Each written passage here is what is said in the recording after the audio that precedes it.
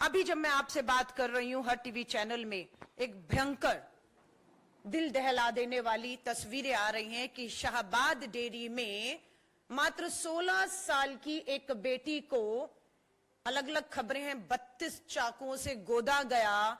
जब दम नहीं तोड़ा तो बड़ा पत्थर उठाकर उसका सर कुचला गया।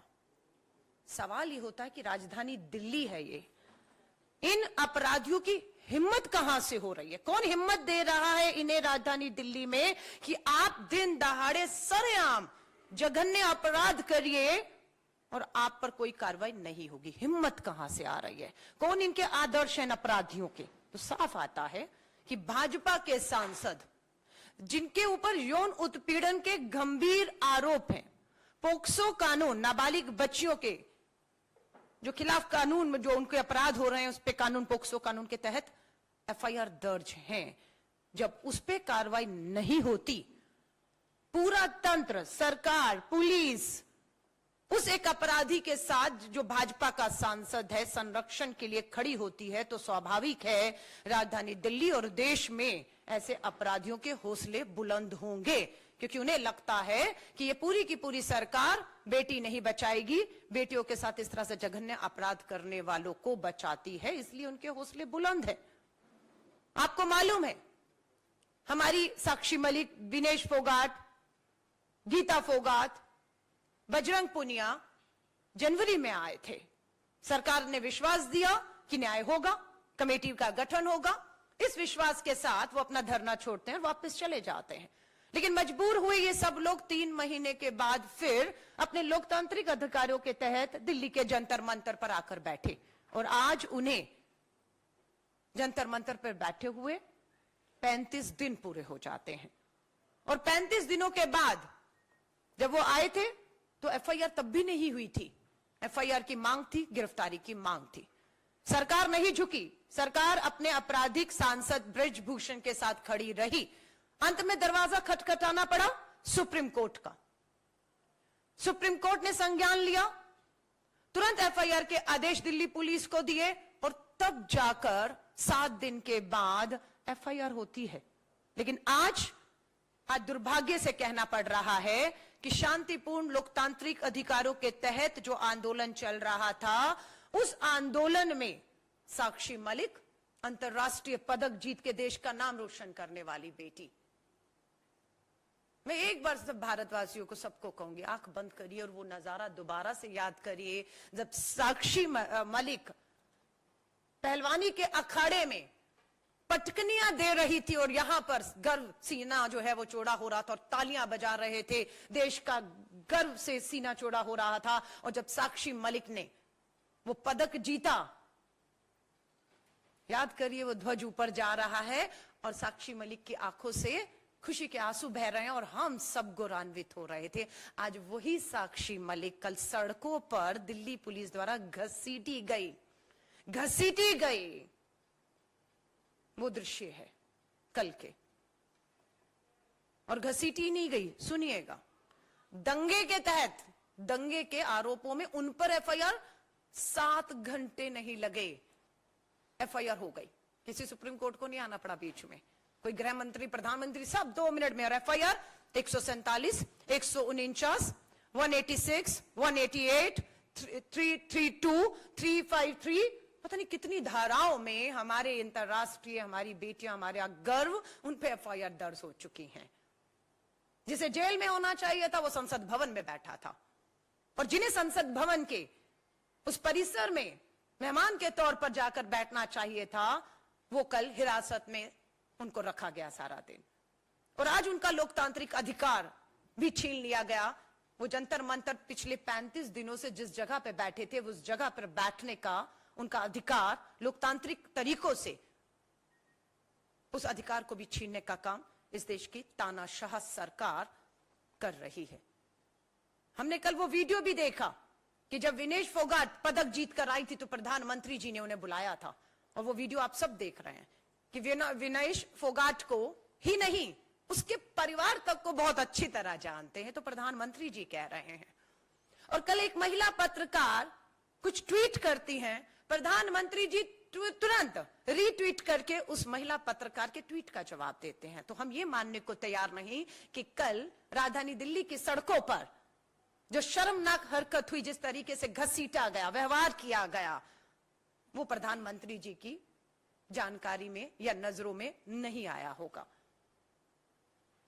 तस्वीरों से छेड़छाड़, एक हमारे पूर्व IAS अधिकारी डॉक्टर आस्थाना लगा ट्वीट फर्जी होगा, पर नहीं, उन्होंने माना ये मैंने ही ट्वीट किया है। और जब बजरंग पुनिया ने कहा कि गोली मार दीजिए, तो ये लिखते हैं कि गोली तो मारेंगे हम, अभी तो घसीट कर लाए हैं, अब गोली मारेंगे। आप देख रहे हैं चल क्या रहा है इस देश में। सब खुली किताब की तरह है। कल एक तरफ भव्य संसद के उद्घाटन की तस्वीरें थी, तो वहीं देश में और विदेश में भी, क्योंकि सोशल मीडिया का जमाना है ना, कैसे छुपा लेंगे चीजों को। पूरा सोशल मीडिया, जिस तरह से मैंने भी देखा, देश की महिला बाल विकास मंत्री का ट्विटर हैंडल पे जो तस्वीर थी, उसके नीचे पूरी तस्वीरें जो दिल्ली की सड़कों पर कल शर्मसार करने वाली थी, वो दिखाकर उनको आईना दिखाने की कोशिश की गई, लेकिन वो अपने ट्विटर हैंडल को में उनको छुपाने का काम करती रही।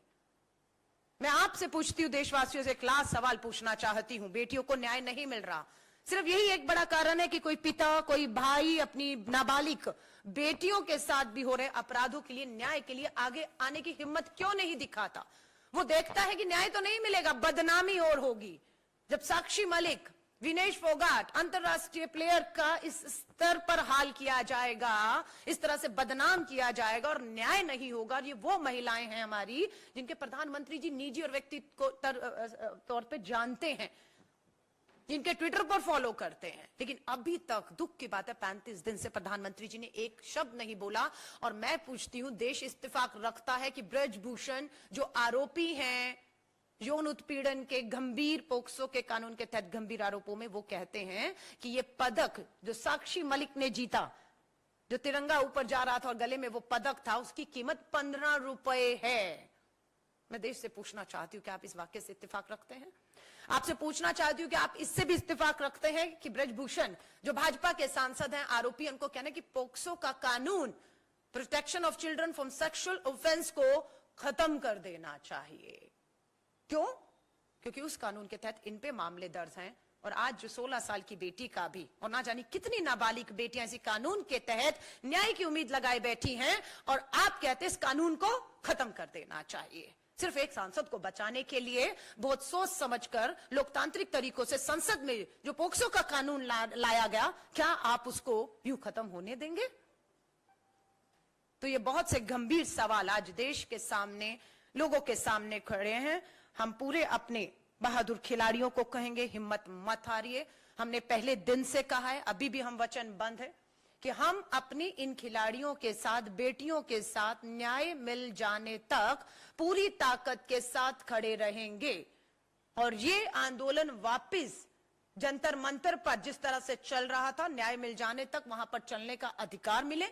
जो FIR इन पे दर्ज की गई हैं, उस FIR के लिए, इनके लड़ाई को लड़ने के लिए कांग्रेस अपना पूरा कानूनी तौर पर जितने से जितने भी बड़ा वकील है, इनसे लड़ने के लिए जो कानूनी FIR करके, इन्हें पुलिस अभी ब्रजभूषण को तो नहीं बुला पाई, पर इन्हें कभी भी बुलाएगी, रोज बुलाएगी, और क्या होगा यह आपके सामने है। हम धन्यवाद करते हैं हमारे बहादुर खिलाड़ी, देश का नाम अभी दोबारा से उन्होंने रोशन किया है, नीरज चोपड़ा जी। उन्होंने भी ट्वीट किया। प्रधानमंत्री जी ने जरूर देखा होगा कि नीरज चोपड़ा भी कल की तस्वीरों को देखकर शर्मसार हुए हैं, और उन्होंने खुद कहा है, मैं दुख व्यक्त करता हूं कि इस तरह की तस्वीरें एक खिलाड़ी को देखनी पड़ रही हैं। तो मैं आप सभी पत्रकार साथियों से कहूंगी, लोकतंत्र का चौथा स्तंभ है, हमारी बहादुर बेटियां लगातार डटी हुई हैं, सच्चाई और ईमानदारी से प्रधानमंत्री से, देश के गृह मंत्री से न्याय मांग रही हैं कि आप न्याय करिए। और ये दिल्ली राजधानी के दो दृश्य हैं, कल का एक सुबह का है, दिन भर का, जहां आपने देखा जंतर मंतर पे आंदोलन को कुचला, किस स्तर पर कुचला, किस तरह का व्यवहार हुआ साक्षी मलिक के साथ, और शाम होते होते 16 साल की बेटी का, इसी यहां पर अपराधियों के हौसले बुलंद होते हैं। तो मुझे लगता है ब्रजभूषण का गिरफ्तार होना तुरंत और उस पर कार्रवाई होना बेहद जरूरी है। अगर ये कार्रवाई होती है तो देश की लाखों करोड़ों बेटियां जो न्याय की उम्मीद में बैठी हैं उनकी उम्मीदें बनी रहेंगी। और अगर ये कार्रवाई नहीं होती, जैसे अभी तक नहीं हुई, तो ये स्वाभाविक है कि अपराधियों के हौसले बुलंद होंगे और इन अपराधों को जो दिल्ली में हुआ है आप रोक नहीं सकते हैं कभी भी।